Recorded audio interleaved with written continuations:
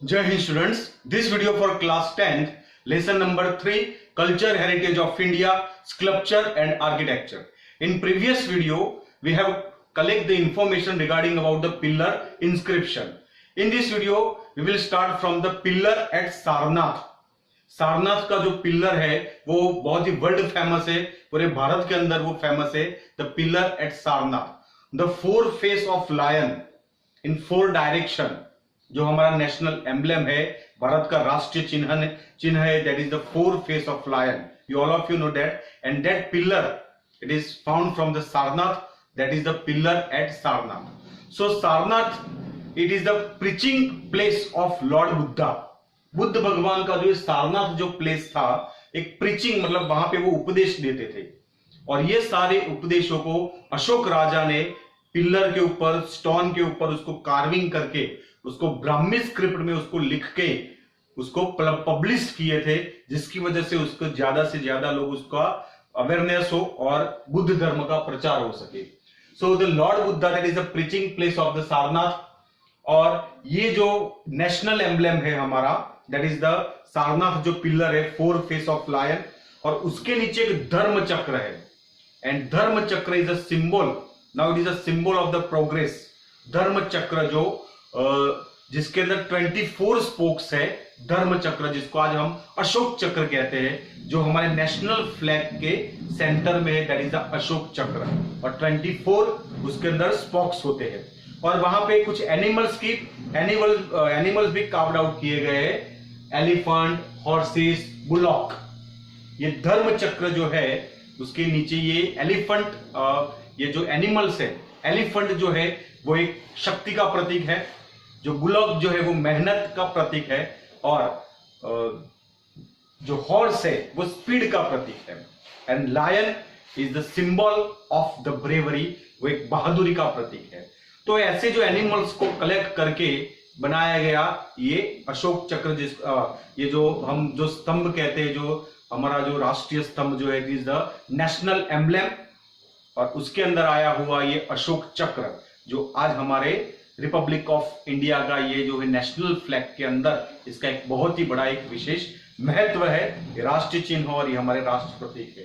So this regarding about the pillar at the Sarnath. Next is about the stone inscription.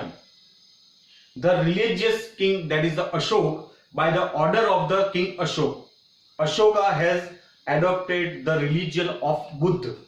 जैसे last video में मैंने बताया था कि कलिंग वॉर के बाद अशोक का एक जबरदस्त धर्म परिवर्तन हुआ, हृदय परिवर्तन हुआ, और ये हृदय परिवर्तन में heart, that is the transformation of the heart, और उसने अपनाया बुद्ध धर्म, और ये बुद्ध धर्म में उसने स्टोन इंस्क्रिप्शन अलग अलग, जो that is a single massive rock, बहुत ही बड़े बड़े जो एक ही सिंगल पत्थर को वो उसके अंदर से वो प्रीचिंग करवाता था, कार्विंग करवाता था, और वो स्टोन इंस्क्रिप्शन, और ऐसे जो स्टोन इंस्क्रिप्शन पत्थर के ऊपर कार्विंग करना, मैसेजेस लिखना, that is the stone inscription.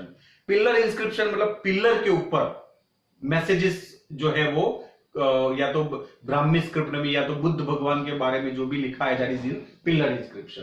तो ऐसे स्टोन इंस्क्रिप्शन हमारे देश के अंदर से मिले हैं. Peshawar, Dehradun, Thane, Mumbai, Dhauli, Jaugada in Orissa, Chennai, and foothill also in the Girnar also. Gujarat के अंदर Palitana, Shatrunjaya mountain, Jain temple that is found in 1847, the Hathisi temple, and this information of this Hatisi temple, that is the given the information in Sanskrit and Gujarati languages. So this is regarding about the stone inscriptions and the pillar at the Sarnath. Our next topic is the Dravid style of art. So many Buddhist region, that is the carving there different types of the stupa in the Dravid style of art. हमारे देश के अंदर जितने भी अलग अलग प्रकार के जो कंस्ट्रक्शन है उसके एक फिक्शन होती है. जैसे पुराने जमाने के जैसे जो कंस्ट्रक्शन है, that is it is called Dravida school of art, Mathura school of art, Nagara शैली के अंदर बनाया गया. जैसे हाल ही में जैसे हमारे अयोध्या के अंदर जो राम मंदिर बन रहा है वो नागर फिक्शन में बन रहा है, नागर शैली के अंदर बन रहा है. सो this is a one kind of the fiction, one kind of the style. So it is the Dravid style of art, and stupa of that contemporary period has made of this Dravid style of art.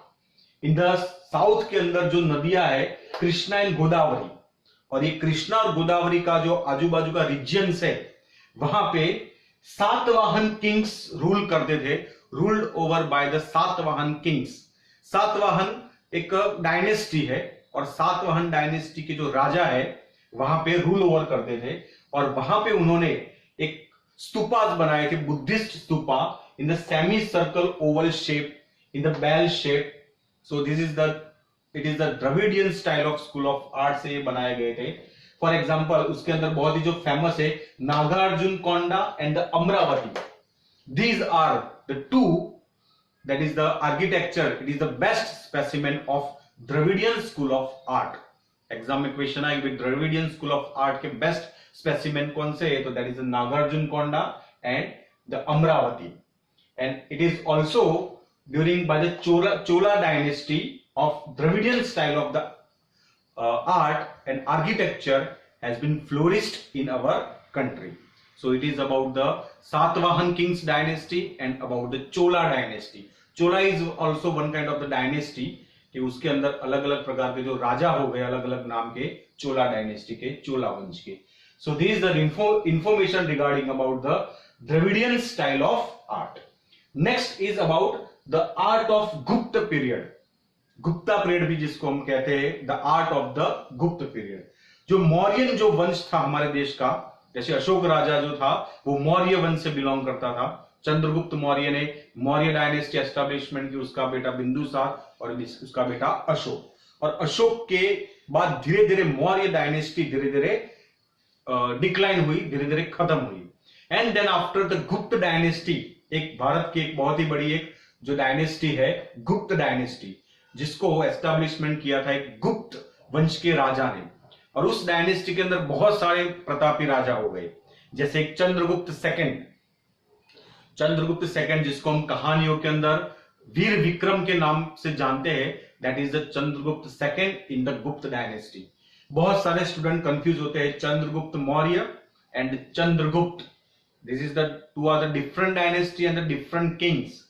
Chandragupta Maurya that is from the Maurya dynasty और उसका नाम है Chandragupta. And यहाँ पे जो है चंद्रगुप्त वो है गुप्त डायनेस्टी, और गुप्त डायनेस्टी में चंद्रगुप्त करके दो राजा हो गए, Chandragupta first and Chandragupta second. So in this dynasty the architecture, sculpture, music, dance, art, different types of the arts and the different types of the all types of the arts has been flourished in this period. So that's why the Gupta period is known as the golden period of our ancient India. एक जिसको हम बोलते हैं सुवर्ण काल है, एक बहुत ही अच्छा काल है पूरे प्राचीन भारत का। कोई समय प्राचीन मतलब गोल्डन पीरियड कब कहते हैं, जब उस समय के अंदर वो राजा, वो डायनेस्टी के दौरान देश ने और उस प्रदेश ने बहुत ही प्रगति की हो, साइंस में, आर्ट में, कल्चर में, डेवलपमेंट में, आर्किटेक्चर में, म्यूजिक में, डांस में। ऐसा है, ऐसा नहीं है कि भाई जो राजा बहादुर हो और जो राजा बहुत सारे प्रदेश जीत लेता है वो समय उस काल का सबसे बड़ा गोल्डन पीरियड कहा जाता है। गोल्डन पीरियड कब कहते हैं, जब लोग अपनी इच्छा से उस समय में रह सकते हो, अपने जो फीलिंग्स है, सारे जो आर्टिस्ट है, सारे जो साइंटिस्ट है, जो डॉक्टर्स है, या तो उस प्रकार जो भी प्रजा है, प्रजा सुख शांति से रहे और अपनी मर्जी का उनको करने को मिले, और वो टाइम है that is called the golden time. So that is this period is the गुप्त पीरियड, गुप्त dynasty, that is the golden dynasty. और ये डायनेस्टी के अंदर हमारे देश के अंदर बहुत सारे स्कल्पचर्स, मॉन्यूमेंट्स, आर्किटेक्चर्स बने. For example Parvati temple that is situated in the Jabalpur, it is also known as the Ninawa temple. Bhumara Shiva temple, that is the Nagoda temple, it is situated in the Madhya Pradesh. Bhumara Shiva temple. Narsi temple and the Gop Mandir, it is in the Jamnagar of Gujarat. Stupa, Chaityas, Mathas, Viharas and all these types of the unique the architectures of the Gupta period. So that's why the Gupta period is known as the golden period of our ancient India. The question can be asked in your exam. The Gupta period is known as the golden period. Why? Explain. So because of this reason, Gupta period is known as the golden period. The statue of the Mahavir Swami, the statue of the Lord Buddha, that is the statue of the Vishnu, the Lord Vishnu at the Mathura, and the caves of the Udaygiri, the statue of the Mahavir Swami, the Vara form of the Vishnu, that is also the statue of the Vara. Vishnu भगवान का जो वराह रूप है, ऐसे कहा जाता है भाई, ऐसे 10 अवतार है विष्णु के, और उसमें से उनका एक अवतार है वराह, जिसको हम सुवर या कहते हैं। उन्होंने एक वराह अवतार लिया था पृथ्वी को बचाने के लिए, वो हालांकि एक अलग स्टोरी है। तो विष्णु की ये जो अलग अलग प्रकार के जो अवतार है, उसके भी ये मंदिर जो गुप्त पीरियड के दौरान ये बनाए गए थे। So that's why this Gupta period is known as the golden period. It is good, it is the best period for the art and architectures. The next topic is about the cave architecture. caves का मतलब होता है गुफा, और गुफाओं में जाकर sculptures ने, आर्टिस्ट ने, और जो कुछ भी वहां पे जाकर उन्होंने कार्विंग किया, जो कुछ भी वहां पे जाकर उन्होंने अपनी कला का प्रदर्शन किया, that is called the caves architecture. और 2 केव्स के नाम बहुत ही फेमस है इंडिया के अंदर, 3 केव्स के, अजंता, इलोरा एंड एलिफेंटा। तो ये अजंता है जो Aurangabad district Maharashtra, Ellora is also Ajanta, जो Ajanta Ellora we will study separately detail in the lesson number 6, but here only give the information about the Ajanta Ellora, जो महाराष्ट्र में औरंगाबाद डिस्ट्रिक्ट में आया हुआ है। एलिफेंटा जो महाराष्ट्र में ही आया हुआ है, जो मुंबई से गेट ऑफ इंडिया से 8-10 किलोमीटर बोट में जाएंगे तो वहां पे एलिफेंटा केव से we will study deeply in the lesson number 6। So Ajanta, Ellora, Elephanta, Udayagiri that is situated in the Gwalior, Bhubaneswari, Khandagiri, Nilgiri, Khambhalida that is situated in the Gondal of Gujarat, Barabar mountain that is 16 kilometre away from the Gaya of Bihar. फिर है एक आसाम के अंदर जो केव्स है, फिर बिहार के अंदर आसाम दार्जिलिंग वहां पे केव्स है, बिहार के अंदर एक सुदामा केव्स है, और एक cave of Sita. So these are the well known cave architectures of our India. Cave जैसे मैंने बताया अभी, केव जो है मतलब एक गुफा, और गुफाओं के सारे जो आर्किटेक्चर्स है हमारे गुजरात के अंदर, आसाम के अंदर है, यूपी के अंदर है, मध्य प्रदेश के अंदर है, बिहार के अंदर है, सब जगहों पे ये जो development of the caves architecture that is the florist in our nation. So this is regarding about the information of the pillar of the Sarnath, stone inscription, Dravidian style of art of Gupta and caves architecture.